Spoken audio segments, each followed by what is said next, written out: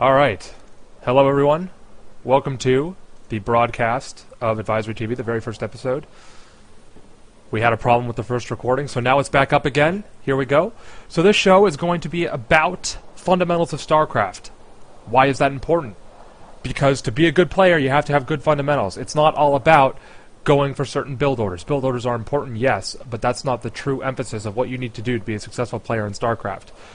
Overall, my purpose of the show is to present information, a common resource for people to get tips to be better players through solid mechanics and solid fundamentals. If you guys have been following me, you guys will know what this first episode is about, and if not, you'll know in about 10 seconds. This week, I'm going to try to focus on scouting. Now, it shouldn't be a fairly long episode because there's not a lot of replays that I was sent that really emphasize what I wanted to talk about. So I'll probably make another follow-up episode to this one to showcase the importance of scouting in addition to what I'm going to show you guys today. Granted, I'm now geared towards people who are in the lower leagues.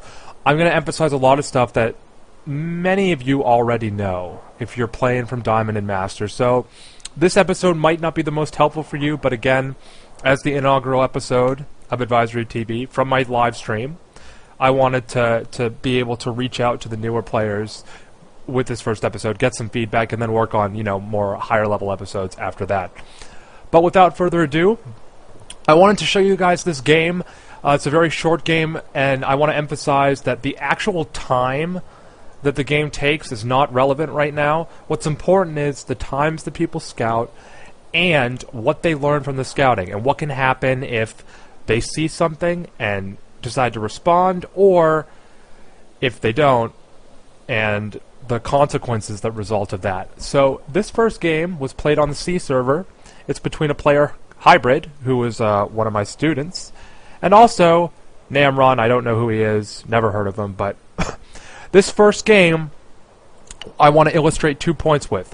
One, I want to talk about what are you looking for when you scout, at least at the start, and two, if you scout something funny, you need to have an appropriate response, and this game will kind of showcase on a very basic level what happens if you don't have that response. So we'll start watching by now, looking at Hybrid, seeing what he does. I actually want to look through his camera and his perspective for the moment, because I think there's going to be a lot of things, or at least, well, the game is short, so there's a few things that I want to emphasize based on what he's doing that are going to be crucial to the play of this game and how it turns out. So you'll see the normal build for Zerg going down. Get the Overlord at 9, nothing fancy here.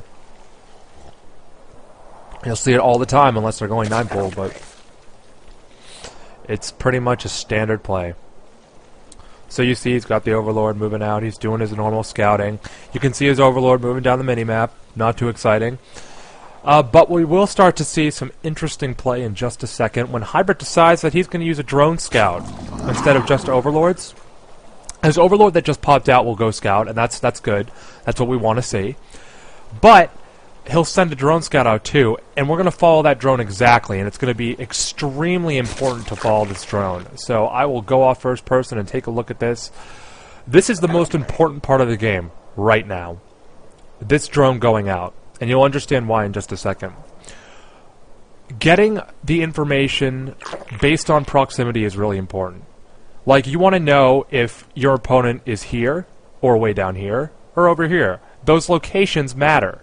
They make a big difference for what kind of build you're going to do. Let's say, as Zerg, because I play Zerg, that you want to go for 14 hatch. Well, in Zerg vs. Zerg, you can get away with 14 hatch, although I haven't actually tried it on this map because I don't play on this map anymore, so I'm not going to comment much on the 14 hatch build on this map. But, given that your opponent, let's say over here, it's going to be much more successful than if your opponent was right here. So, location does matter, and that's why scouting early makes a big difference. So you see right here, Not that Hybrid was thinking about this, but he could have been. The distance that this Overlord has gone would have been in the vision of the distance that an Overlord here has gone. So, more likely than not, your opponent's not going to be down here. So, I'm not sure if he was thinking about that. I don't know what his process was this game. But he now knows that his player opponent is either here or down here.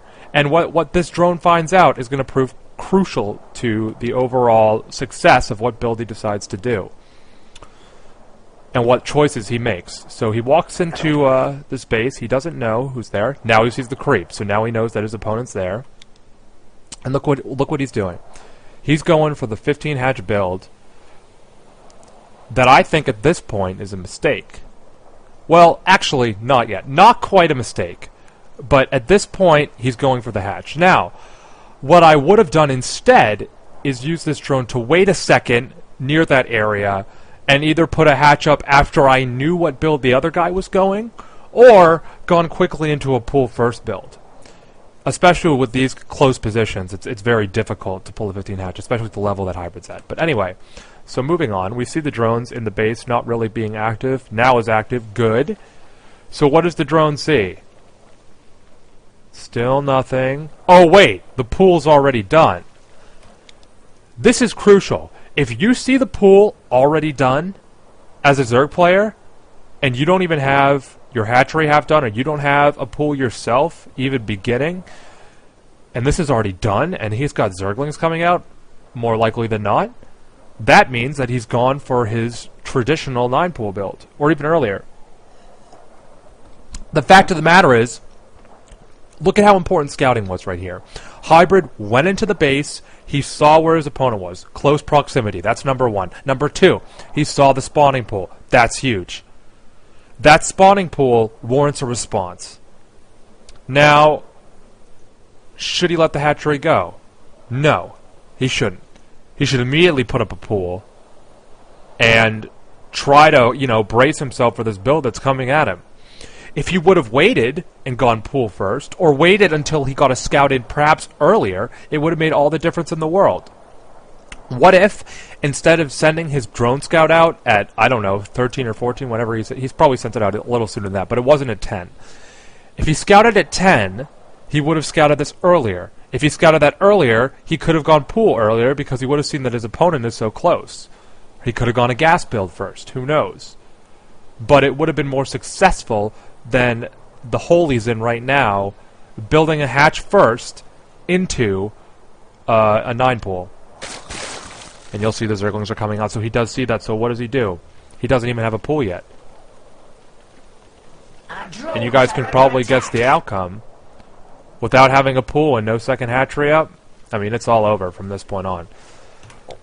But the whole purpose of showing this game was to demonstrate the need to rely on your scouting.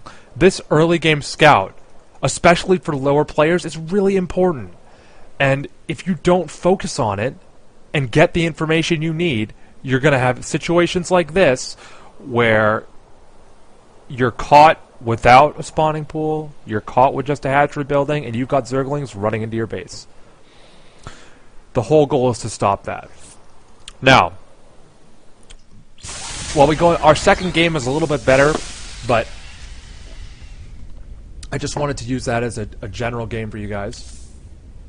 So anyway, going into our second game, I titled it Reactions. This game is a European game I played against Zozo. I played as Zaka. I play in North America most of the time. But anyway, so here we go. We've got me spawning up in the top right, and Zozo spawning in the bottom left. And the interesting thing about this game is the early game build, and the appropriate response to the early game build.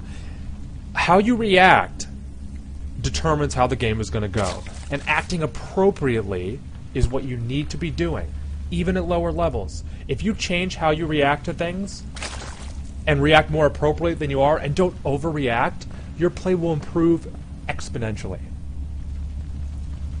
So, here we go, normal play. Now watch this. This is pretty important. Well, soon.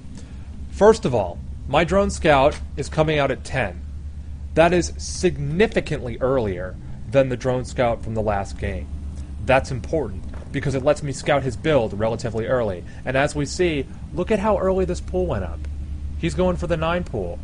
That is ridiculously early. On Xel'Naga, you tend to see it a lot more ever since Next Life popularized it. But this drone scout will be able to detect that sooner, and you'll see that that makes a crucial difference when the drone scout reaches the base. And so we'll see that in just a second. So here we go, drone's going down, checking stuff out, sees the rock, says, hey, what's going on? No contact with units yet. And now you'll see, I'll be paying attention to this drone immediately when I get down here. So my drone's coming in, and immediately when you go into the base, you want to ask, like, what do you see? What is important? What do you see as a player here? What am I looking for? I see, bam, spawning pool, really early. Now look at this. My original plan was to go 14 hatch. Look at how early the drone scout came in. 10 instead of, it would have come in like 30 seconds later. Look at what a difference that made. I now don't build this hatch. Immediately you'll see a response, and I want to highlight that response when it happens. But look at how valuable that information is, that 9 pool early. Now watch what happens. So I see the 9 pool. Look at this. Instead of getting the hatch, immediately throw down the pool. As a direct response to this. You have to be able to respond effectively. And this is the first example of that. And we'll see what a difference that makes by having your pool morph now instead of later. So we'll go on, I'm morphing out the gas. It probably would have been better to not start the gas just yet.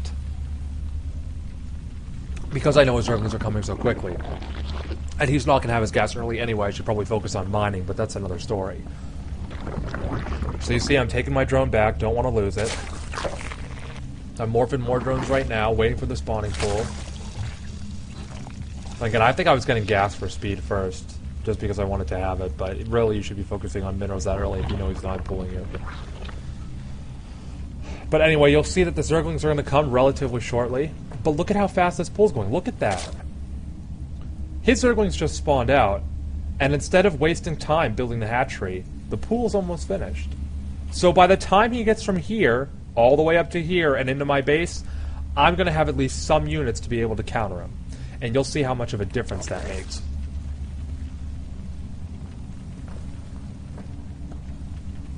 So here we go. Still getting gas. Going to start morphing my queen and my Zerglings. Whenever I get money, I think. There we go. And, again, a spine crawler coming up. This has to do with the appropriate responses.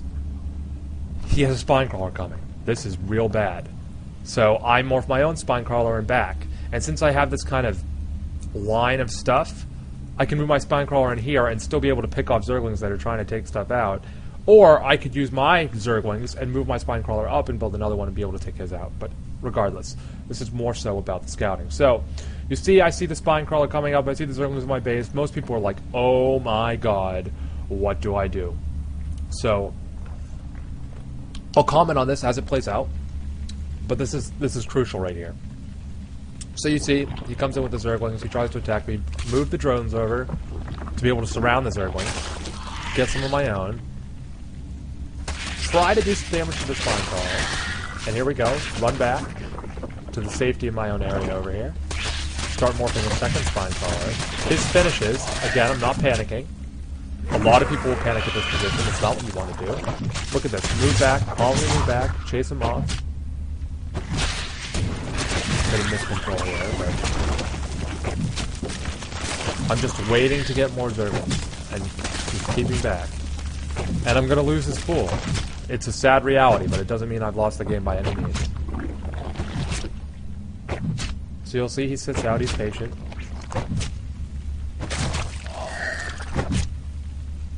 Still waiting, here we go.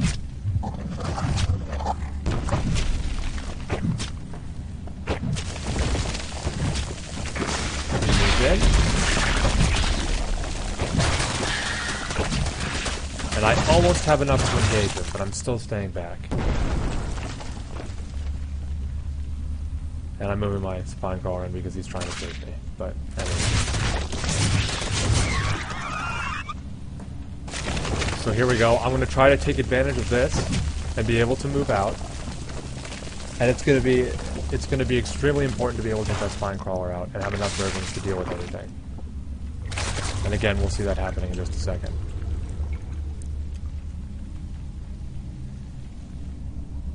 but I make an interesting